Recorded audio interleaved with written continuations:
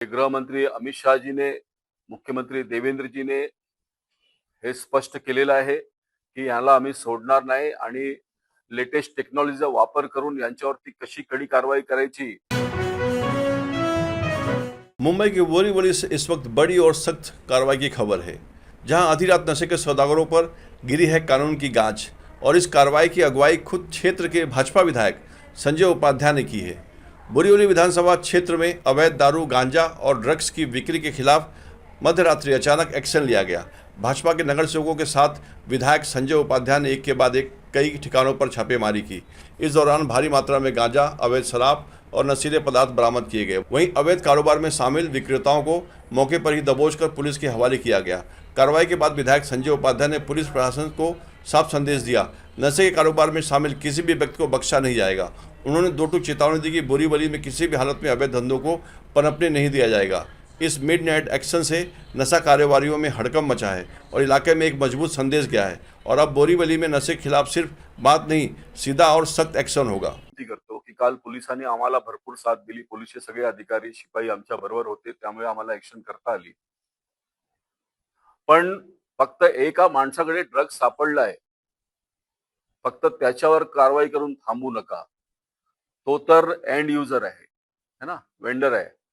हा सामान कुठे येतो, त्या चेनची, संपूर्ण चेनची तपासणी झाली पाहिजे। हा संपूर्ण नेक्सस एक्सपोज झाला पाहिजे, ही माझी मागणी आहे। मी मुंबई पोलीस आयुक्त यांना विनंती करतो, बोरीवली धार्मिक नगरी आहे, आध्यात्मिक नगरी आहे। हे कुठून लोक येतात आणि बोरीवलीच्या युवा पिढीला बर्बाद करण्याचं पाप इथे सुरू आहे। आणि नशेत धूत लोक मग अशाच प्रकारे मुलींची छेड करतात। काल ती मुलगी वाचली, देवाची कृपा आहे, त्या मुलीची हिम्मत आहे। वेळेवर शिवानंद शेट्टी आले, हे योगायोग आहे। पण जर ते झालं नसतं आणि काही दुर्दैव घटना घडली असती, मग आज जबाबदार कोणाला आपण धरला असता। म्हणून संयम तुटला आहे। लिंकिंग रोडवरती एक बाई आहे, अनेक वर्षापासून तिकडे ड्रग्ज विकते, ओपनली ड्रग्ज विकते। आम्ही सांगतोय की हे ड्रग्जचा कारोबार का थांबवता येत नाही। एमएचबी पोलीस स्टेशन बोलते बोरिवलीच्या हद्दीत आहे, बोरिवलीवाले गेले की ती एमएचबीच्या हद्दीत येते। म्हणजे एक बाई दिशाभूल करते। आज आमचे गृहमंत्री अमित शहाजी यांनी सांगितलंय, ड्रग्ज साठी इंटरस्टेटचं कुठलंही बाइंडिंग नाही, इंटरनॅशनल सीमेचं कुठलं बंधन नाही। जर आपल्याला ऍक्च्युअल माणसापर्यंत जायचंय तर कुठे पण जाण्यासाठी पोलिसांना कोणी अडवणार नाही। जर एवढं फ्रीडम दिलाय ड्रग्सच्या विरोधात, तर मग बोरीवली एक फुटपाथ क्रॉस केल्यावर बोरीवली आणि दुसऱ्या फुटपाथवर गेल्यावर एमएचबी, हे दाखवून पोलीस आम्हाला काय दाखवते। दिवाळीमध्ये असंच प्रकार घडलं होतं। एमसीएच्या समोर आमचे पदाधिकारी आहेत दिनेश झाला, यांच्या मुलावर प्राणघातक हल्ला झाला, डोक्यावर दगड मारलं। सुदैवाने तो मुलगा वाचला। तसंच एपीजे अब्दुल कलाम आणि कोरा केंद्रच्या मध्ये जो पॅसेज आहे, तिकडे काही गर्दुले लोक असतात। कुठला मुलगा मुलगी तिकडे गेली की लगेच खिशात हात टाकतात, मोबाईल घेतात, जे काही पैसे ते रिकव्हर करा, नाहीतर चाकू दाखवतात, मारतात, त्यांना रिक्षात घेऊन जातात, बाहेर मारतात। तिकडे काळे विद्यालयाच्या समोर गेलो, तिकडे मैदान आहे। रात्री 9 वाजले की तिकडे ड्रग्ज, गांजा घेऊन लोक बसले आहेत। सामान्य जण जाणार कसं? इलेक्शन मध्ये गेल्यावरती सगळे महिला मला बोलत होते की आम्ही काय करायचं, एवढ्या मोठ्या मोठ्याने शिव्या देतात, आम्हाला रोज ऐकावं लागतं, दरवाजा खिडक्या बंद करून आम्ही जगतो। आणि म्हणून मी पोलिसांना 7 दिवसाची मुदत, माझा संयम तुटलेला आहे।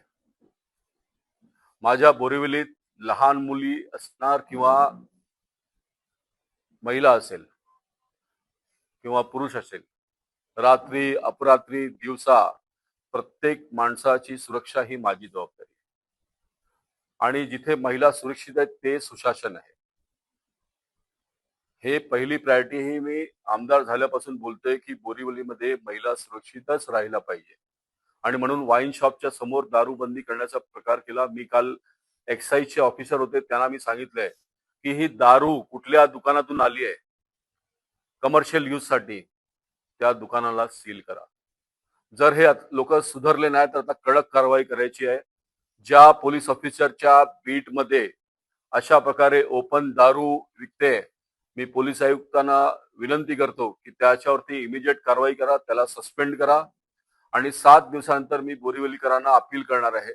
आपल्या मुलींच्या सुरक्षेसाठी रस्त्यावर उतरावा लागला तर आपण सगळे उतरू आणि हे जी मिलीभगत आहे ते संपवू.